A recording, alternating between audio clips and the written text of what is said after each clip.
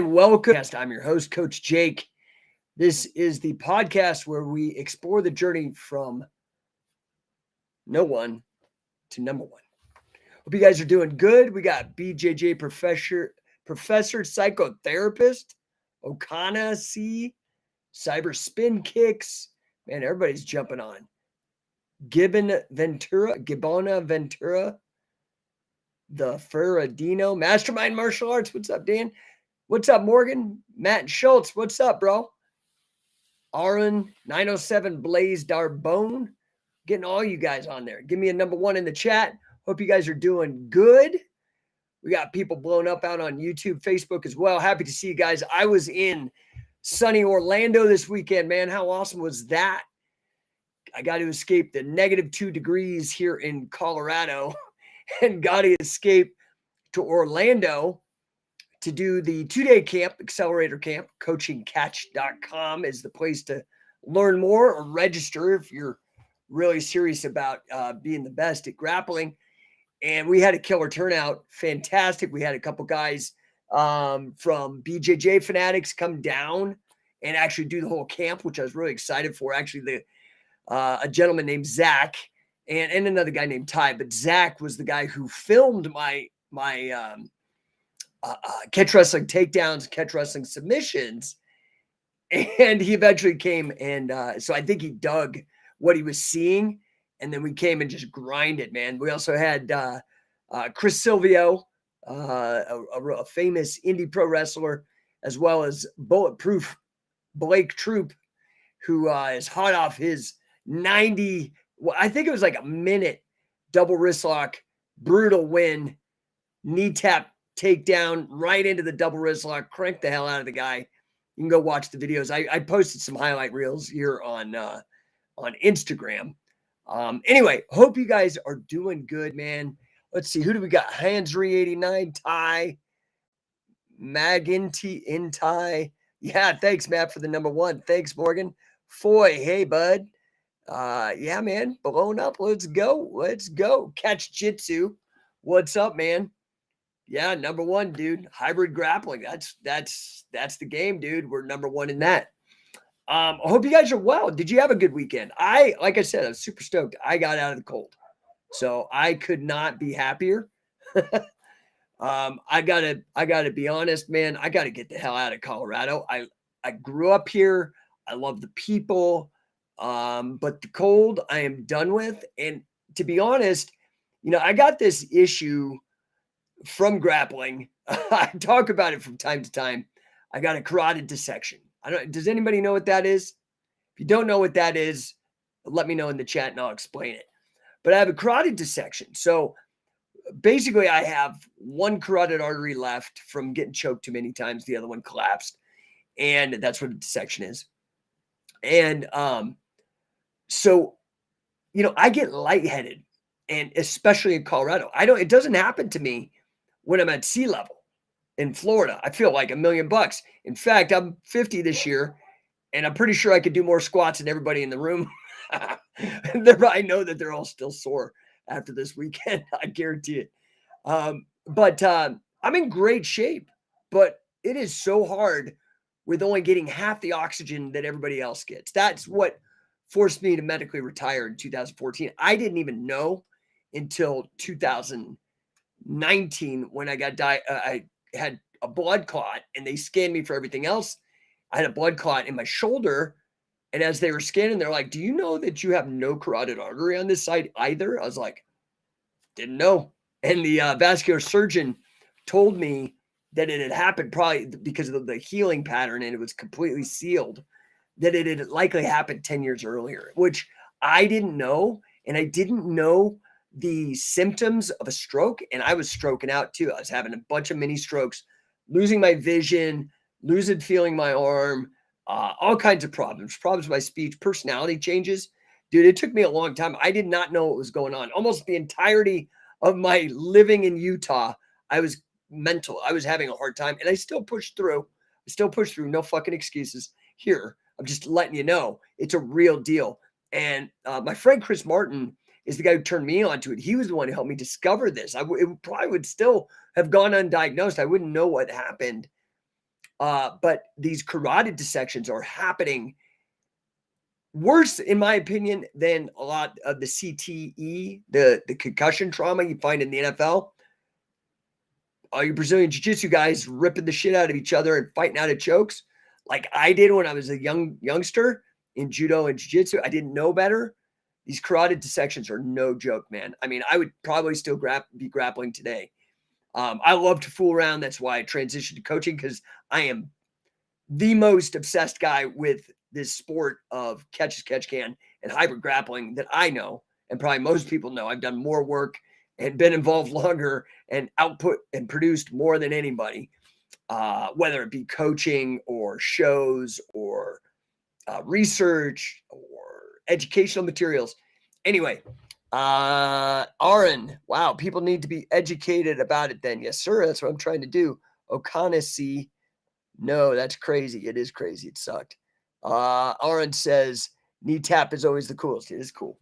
So enough of that. I'm super amped. By the way, I got out Matthew Schultz. If I fight chokes, that will happen to me. Let me just put it to you this way. Go look up carotid dissection, carotid, like carotid artery, and dissection, DISS, dissection, and grappling. And then ask yourself, is the canvas or the material that the gi is made out of, is that stronger than my carotid? You can just imagine, get a cadaver carotid, fresh, and take a gi. And if you push, which is going to rip, the carotid or the gi? I guarantee you it's going to be the carotid 100 times out of 100 times. And these people are ripping and fighting. Just freaking tap. Okay, it's a fucking game. Pardon my language, but I'm passionate about it. It's kind of ruined my life in a way, because I'll also tell you, I went into a massive depression. I don't think depression is actually a medical thing. So everybody can F off with that shit. I was bummed out, like bad, for years when I had to quit grappling because I didn't know what was going on with me. And my identity had been so wrapped up in this shit. And when it was taken from me, dude, I even get like emotional about it today. It sucked. And so if you can avoid this simply by tapping, I started in 93. Okay. I started grappling and judo hard in 93 and 94 because of seeing the UFC and these other sports early on. So I was an early adopter or whatever. The problem is that back then, this also used to happen in sparring for MMA. We'd hit each other full on. And so people were getting concussed, and you can't work that hard in training. And it goes with grappling as well. Even if you are punching and kicking, you've got to back off and you got to tap. Now, fortunately, all the jiu-jitsu guys finally figured out, started ripping off catch, doing leg locks, and started realizing, oh, I just fucking destroyed my knee. So now people learn it's better just to tap. But I'm telling you, this deal with the carotids is coming for MMA and grappling in particular, MMA. You still have to be careful with blood chokes. Anything that's on the carotid, dude, you can jack it up. Google it. Look, educate yourself. Aaron, I hope I answered that. O'Connessy said, just tap, no need to fight it. O'Connessy was doing this back in the 90s, was a backyard dojo with a former Marine. Yeah, man, that was my era, dude. In the 90s, same type of shit, just beating each other up, trying to reinvent the wheel and not having good training people back then. It was well before I met like guys like Billy Robinson stuff, who taught me how to actually train and whatnot. Let's see here. Man, everybody's blown up. We got a bunch of people in here. O'Connessy, I'm probably messing your name up. I'm sorry, but feel the same about tapping to leg locks, knee bars, ankle. Yeah, dude, just tap. It's a game, dude. It's a sport. If you jack yourself up, you're not going to play it again. And that was like a big, awful part of my life, was having to give that up. Okay. So now, fortunately, there's coaching. So I get in it. Now, instead of being Rocky, I'm Mickey. Or instead of being Creed, I'm Rocky. I don't know. I just watched. Have you seen these? Have you seen the Creed movies? Pretty good. I was pretty stoked on it. Oh, wait, we got Stellar Steven out on YouTube. Shout out to psychedelic superstar Chris Sylvia. yeah. So Chris was just at the camp. Great guy. We have a mutual friend in Marty Jones, #1 Marty Jones, and yeah, it was good. How was Wade? Wade's doing good. Most dangerous 72-year-old I know. I'm just telling you. You may think you're tough. I guarantee you, this guy at 72 would either kick your ass or leave with a trophy and ruin your day. And he's 72. Talk about longevity. But now, granted, he did not do a lot of stuff with chokes. Yeah, now he's a national champion in judo, national champion in sambo, but he won with wrestling and stayed out of the chokes. Stellar Steven says, you ever watch Chuck Wepner? I heard, yeah, that's what I've heard too. I don't know what you mean about watching him. I don't know if he has a TV show. Omar, I'm stoked. A catch wrestling gym just opened up in Yorba Linda. I live in Riverside. Cool, man. I would put pressure them to not just be a catch wrestling gym, but be a scientific wrestling gym. Because here's one thing that you have to understand, and I don't know who it is that's opening up. So I'm just glad, people are practicing. But there are levels to this. Scientific wrestling is truly #1. I mean, it's not even debatable. First of all, we've led the entire sport. Everything people have done since 2003 has been derivative of what we've been doing, or as a direct result of what we've been doing. Second, we have like Billy Robinson. He's not working with anybody else. I mean, of course now because he's passed, rest in peace. Carl Gotch, not working with anybody else. Scientific wrestling. Wade Schaus, not working with any. And Wade Schaus, Guinness record holder for the most wins. Fantastic camp with Wade. He was just killer, man. So I would suggest that you try to get him to get some scientific wrestling training. Now, today, of course, we could do Q&A, man. Hit me up. This weekend, though, I would like you to sign up. Say you couldn't get to sunny Orlando. You're freezing up there in Minnesota. You should have come down, man. But you could sign up to go to sunny San Diego this weekend. And this is going to be killer. To the best, man. Guys who have been with me the longest. So you know, there are levels to this game for us. We don't do belts. We don't do any of that. It's like boxing or Muay Thai. In fact, a lot of our affiliate gyms are Muay Thai gyms that are looking for a grappling system, and they're totally complementary, right? Because it's a sport. We're not martial. I mean, I'll call it a martial art because it applies. You can take all our stuff and apply it to martial arts, but this is combat sports. So we had I think 3 of our affiliates are Muay Thai gyms, by the way. Just to let you guys know. But we had a really, really great camp. I can't remember what I was going to talk about, but man, Stellar Steven blowing me up here, dude. What is this? He was talking about Wepner. Oh, watch his fights. Yeah, I've seen some old stuff on YouTube. And then Stellar Steven. Thoughts on Neil Melanson? Neil is a great dude. I helped him get a job when he moved out here to Denver. I got him a gig at an MMA gym. I don't know if the relationship they had worked out or whatever, but I got him that gig.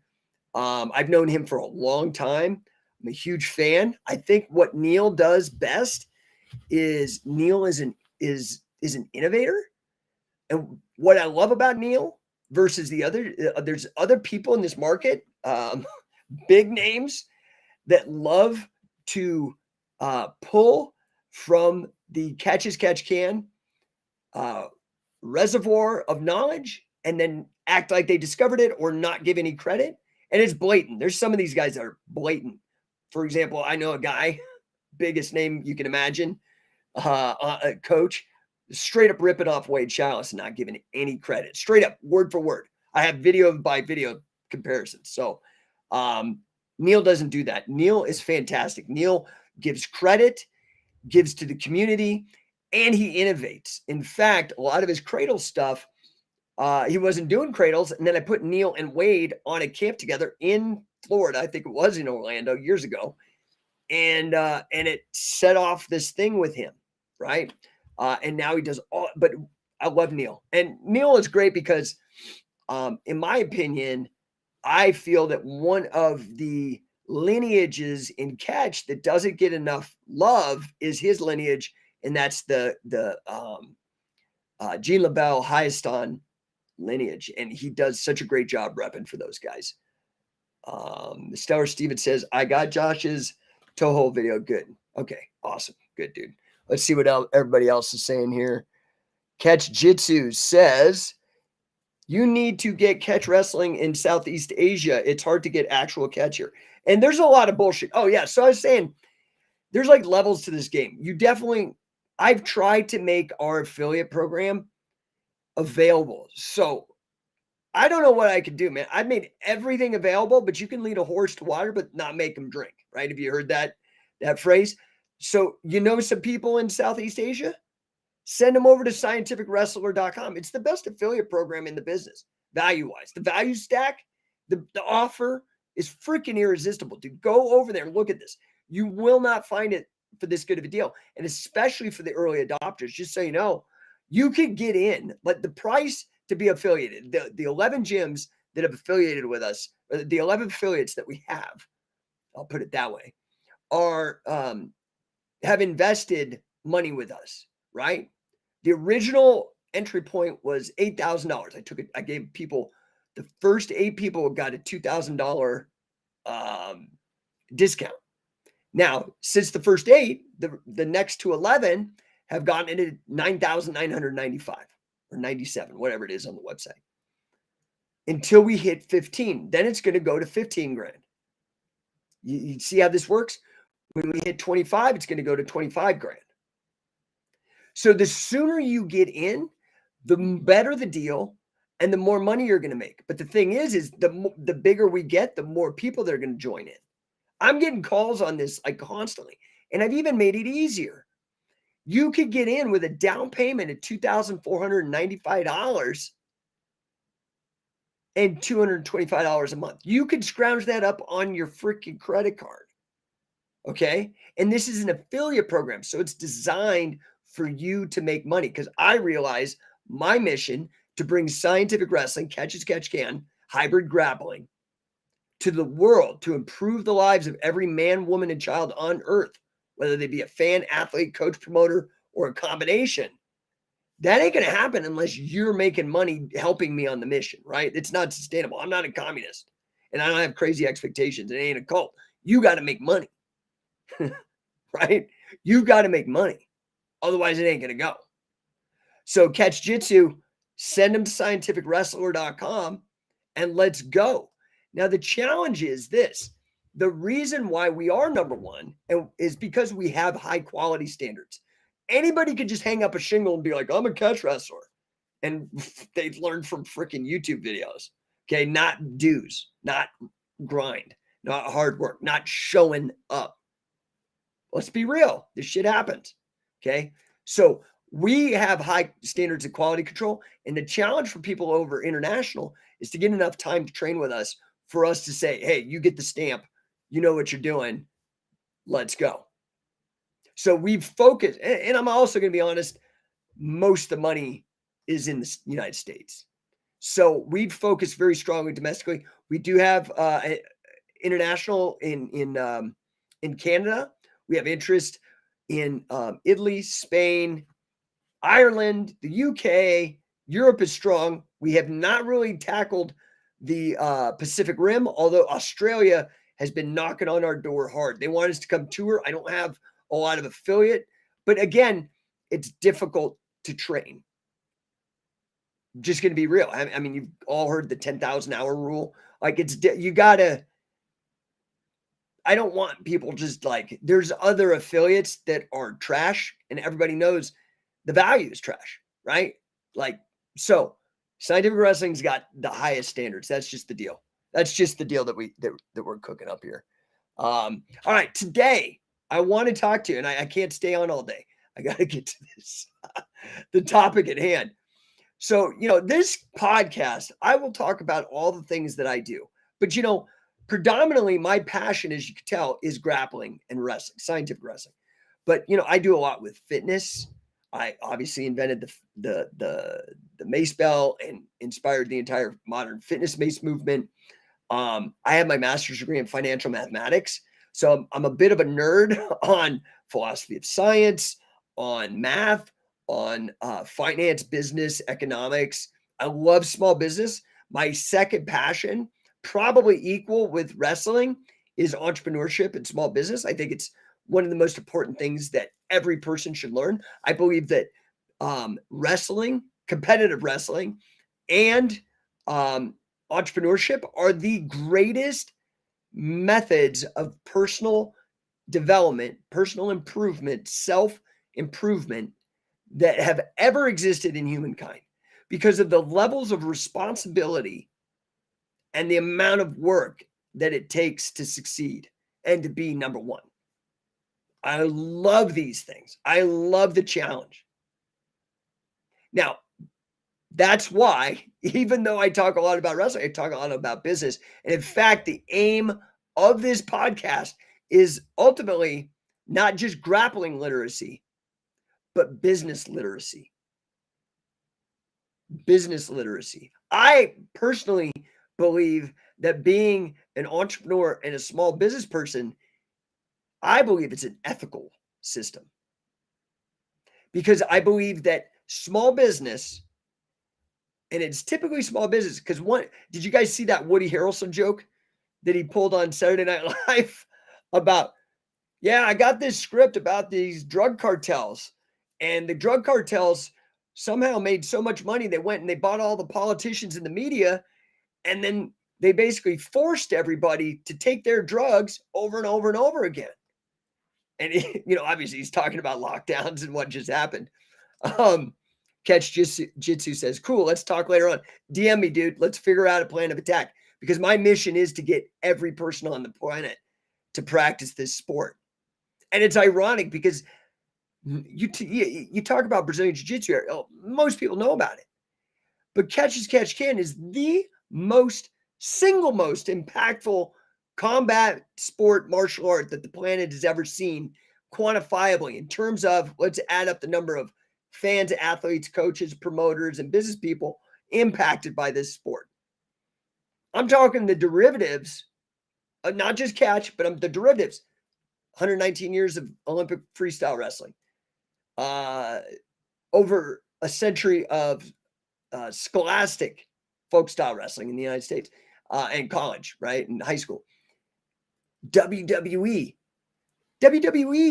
has one of the top 10 YouTube channels. They have 90 million followers when some like the NFL only has 14 million or whatever. You can go look it up. It's insane. Huge impact. And scientific wrestling is the number one source for Catch as Catch Can. Our impact is the biggest possible. So I want to keep that going so it doesn't get watered down and diluted. And so that people actually know this. So it's not implicit, but it's explicit. Does that make sense? Hey, what's Kiwi Karateka? What's up?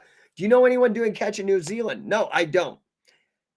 But I will say this. I was Wade Chalice, Guinness record holder for the most wins and pins in all of wrestling. And also the record for the most wins over international champions, most wins over national champions. 5-sport All-American, folk style, freestyle, Greco-Roman, judo, and sambo. Working with me exclusively for 20 years in the MMA and grappling space to bring wrestling to it. The world's greatest pinner. We were talking, and I was telling him about what I was saying earlier about the interest that we have in Australia. And he's like, man, I really want to get to New Zealand. I said, I don't know. So Kiwi Karateka, you're the first person in New Zealand, but bring us out. That's the problem to solve, right? And that's why I talk about business and help you guys, because this stuff ain't going to happen without money. You all say, you should do this and you should do that. And Yeah, no shit, man. How do you do it without money? You need to help me. And so I'm going to educate you. I show up here. I charge people thousands of dollars a month, businesses, for business coaching for me, okay? Because of my bulletproof academic credentials and my proven decades-long experience in scaling businesses into millions of dollars. But you need to get the money and bring it over here. Bring me over to you guys. And I will work with you to figure that out. Does that make sense? So let's see here. Aaron Sathesan. I'm messing that up. Sorry, I don't know how to say your name. Is luta libre the same? Well, okay. Lucha libre is another thing to add to the pro wrestling, to the WWE, the Scholastic Wrestling, but MMA in general started with catch. It's not the Brazilians. Google Shuto. This was started by Carl Gott's protege, Sayama, Tiger Mask, in the 80s, dude. Catch is it. And even guys like Danaher and B team guy Craig Jones, they're all coming around. Oh, pinning. Hey, just stand up. Yeah, no shit. Been saying it for 20 years. Where you been? Oh, you got to rename it into jiu-jitsu, pretend like it's your thing. Whatever, man. It's cool. I don't care. At least people are doing it. But like, people need some grappling literacy.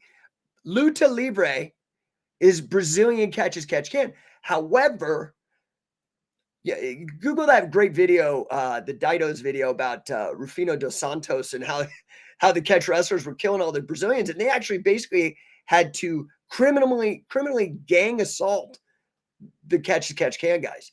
Bad stuff. It's really gross, honestly. Kind of like stepping on somebody's neck after beating him in a match. You know, it's just not a good look. Not the kind of person I would want to be associated with, honestly. And people make mistakes, but my point is this. The luta libre, which translates to free fight, like freestyle, which is what amateur catch can on the international scene became known as, and for amateurs and the dangerous holds were taken out. The problem with luta libre is it was catch, it was dominating, but then it became like a hybrid sport because it was just fighting with Brazilian jiu-jitsu so much that it became its like own thing. And that happened with Shuto too. So Shuto was catch and Muay Thai, which I think is like probably the best combo that you can have, right? But what happened is the Brazilian Jiu-Jitsu, because the UFC became so popular, so they had market share. When the wrestlers came into MMA in the 2000s, BJJ fell off the map in terms of wins, statistically speaking. And wrestling dominated. That's why I started this company in 2003. That's when it started happening. It was clear as day to me. And I was like, well, shit, I'm with the winners. Anyway, I don't know if that helps you, but let's see here. We've got Stellar Steven saying, what are you saying up there? Woody Harrelson was good in A Scanner Darkly too. Yeah, I'll have to watch that again. It's been a while since I've seen that. That movie's got Alex Jones in it. Interesting that Hickson mentioned Sayama. Yeah, you know what? Credit to Hickson, dude. Straight up said it was because of Eric Paulson, who is one of the best ambassadors, being honest, and Hickson being honest. It's awesome. It's awesome. And Hickson's honest about, he said the hardest match he ever had was against Mark Schultz, who was working with my company back in 2004 for a reason. Because he cradled Hickson for a half hour. Oh, and now the world's discovering cradles. Like, man, I've been with Wade since 2004. We put out killer cradles in like 2007 or 6. I don't know what to tell you, man. I just feel crazy sometimes shouting into an abyss, but I'll do it when I'm right. I know it when I'm right. Stellar Steven, what's he say here? I watched Craig Jones say folk style BJJ are going to cross over. Yeah, man, like go ahead, reinvent the wheel. I mean, by the time you get your first planes in the air, we're going to be like Elon Musk leaving the solar system, dude, because we've been there doing it long. Don't reinvent the wheel. This is why I started scientific wrestling. I'm like, let's go mine all this data from the past. Let's get these experts and start bringing it to the modern scene to get everybody so they're not wasting time and reinventing the wheel. Plus, we can give credit to these old timers who broke their bones and just had pain and suffering to bring this to you guys. Seems decent to me. Catch Jitsu. Yep, that story is in a book called With the Back on the Ground. Yeah, and so I was watching this Creed movie on the flight back, and have you guys seen them? I was actually pretty impressed. I watched Creed 1 and 2, and then I had been watching all the Rockies for some reason. I don't know why I'm like on that trip. I'm really enjoying that at this age. I don't know why, but Stallone has done a great job with the writing and the directing and the character development and all that on all these movies, and everybody else involved as well. But man, I saw this meme like, oh, when the world gets you down, learn to fight off your back. And I'm like, no, dude, when the world gets me back on the ground, I'm standing back up. I ain't gonna stay down. I ain't staying on the ground. You can be down there with the dirt if you want. I'm gonna be on top. Even if I'm on the ground, I'm gonna put you down underneath me and you get all dirty. What's up, Marco? Happy to see you, dude. So anyway, okay, man, I gotta get on topic, dude. I'm just too amped up. This is like no caffeine. This is natural for me. I don't even eat and I don't sleep. I don't know. I don't know what to tell you guys. I like automatically kind of been doing a lot of fasting. I get like 5-6 hours sleep. I was up yesterday. So you got to remember there's a 2-hour difference. I was up at 7 a.m. in Florida, which is 5 a.m. in Colorado. Did a full day of camp, flew back, didn't sleep, got into bed at 1 o'clock. So basically I've been up from 5 a.m. to 1 o'clock. Woke up today at about 7:30. Been banging it ever since, man. I don't know. I'll have 1 cup of coffee. This is me on 1 cup of coffee about 8 hours ago. Work ethic, baby. You gotta grind. Gotta grind. Stellar Stevens. What's he saying up here? Appreciate your time. I know it's limited. It's limited because I'm a freak and I try to get everything possibly done. So you guys better show up at San Diego this week. Just go sign up and show. If you're within 60 miles drivable and you don't show up, man, if you don't show, I had to fire a guy for the software company with my wife and I. We had to draft him a letter because the guy just wouldn't show up. Like, dude, I'm not going to pay you. I don't even understand this world sometimes, man. People are crazy. People crazy. So, all right, let's get to the actual point of this podcast. So what I want to actually talk about today is continuing a theme that I've been talking about for a while on these podcasts, probably the last 4 or 5 podcasts. But this one it's really about why family businesses tend to be built to last. You may not think of some things as family businesses. Walmart, that's a big successful business, family business. I mentioned them earlier. WWE, a $7 valuation, family business. Why are these family businesses built to last? Why? Okay. So there are some very powerful and unique dynamics that are specific to family businesses that most people don't even realize that these family businesses are the very backbone of our entire economy. So when people talk about like, oh, the family is under attack and all this, that is a problem if it's true. Because even if, let's say you came up with a broken home or abusive parents or whatever, and so your vibe on family is bad, okay? I'm sorry that happened to you. But families, good families, are so crucial. And in particular, I'm going to focus on how they're crucial to the economy, right?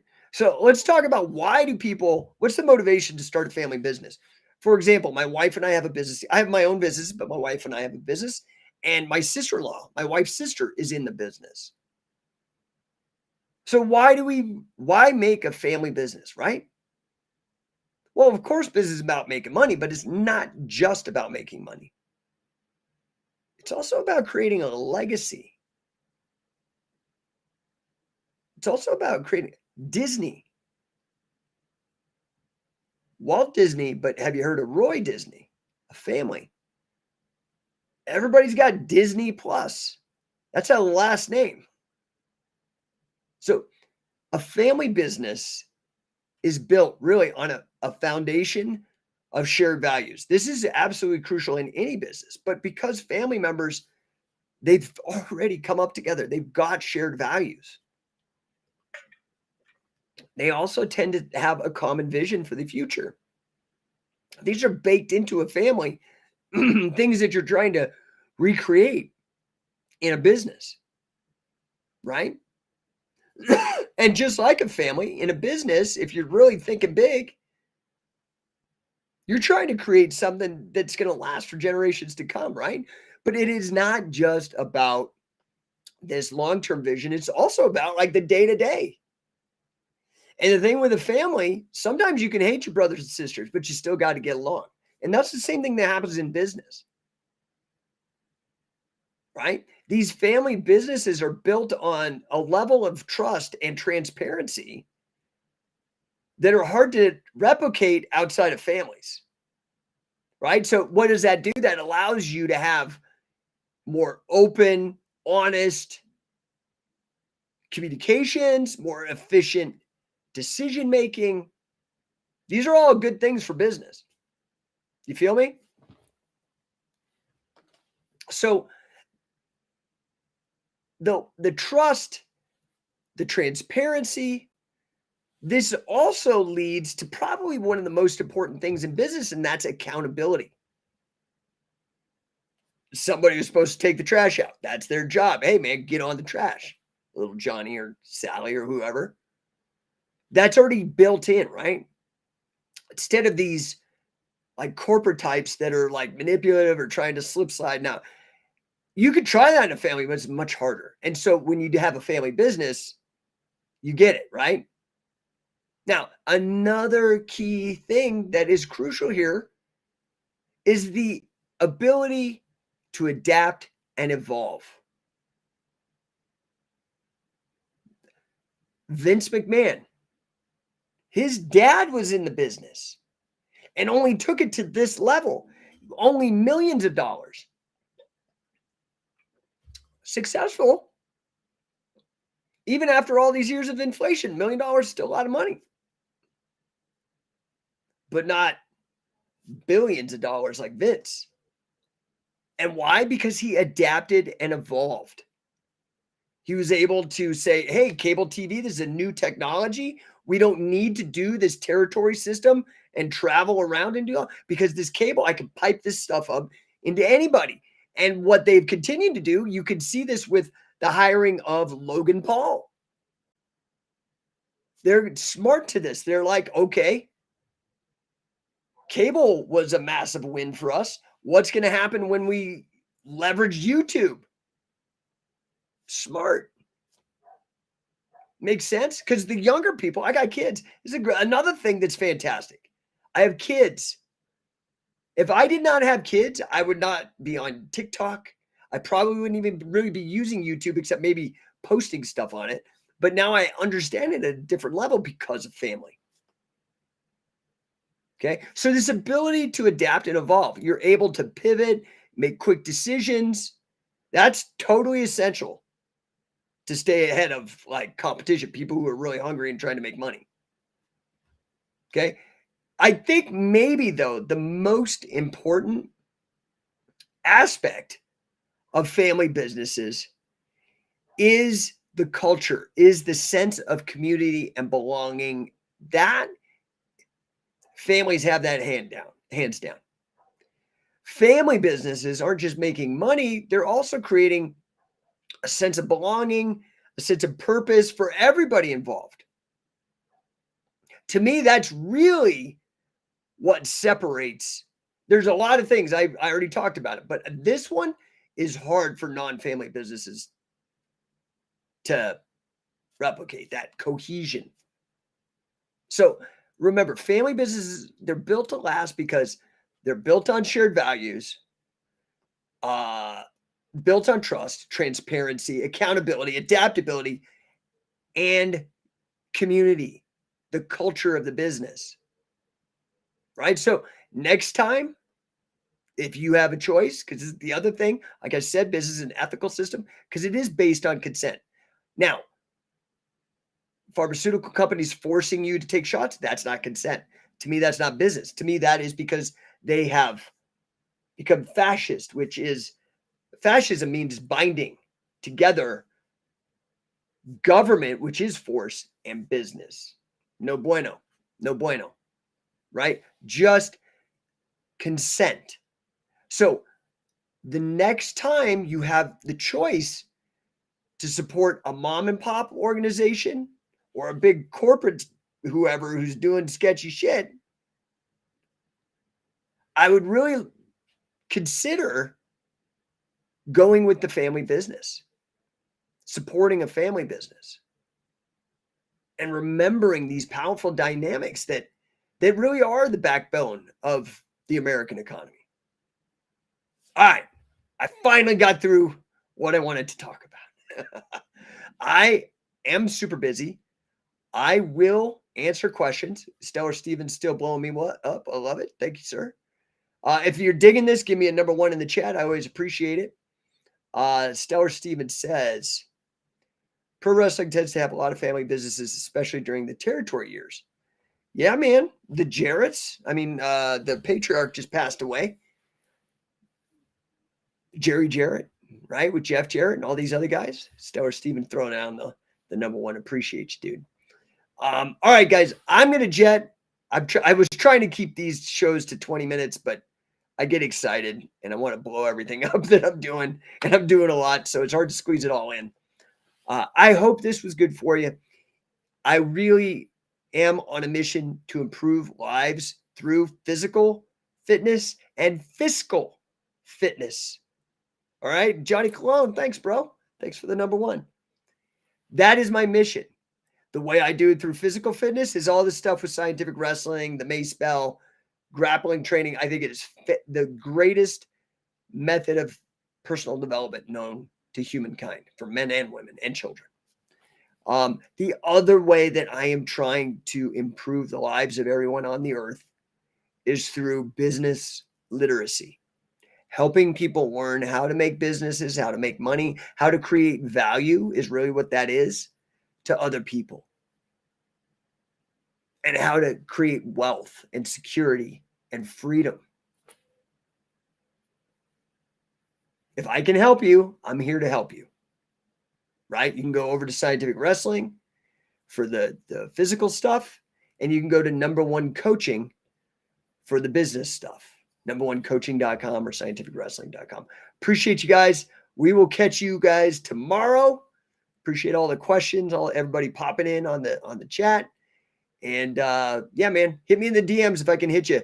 Catch Jitsu, hit me in the DMs, and we will talk about the maybe getting out into Southeast Asia, I think he said. Aaron, thank you so much, sir. Appreciate you. I'll talk to you guys soon. Have a wonderful day, okay?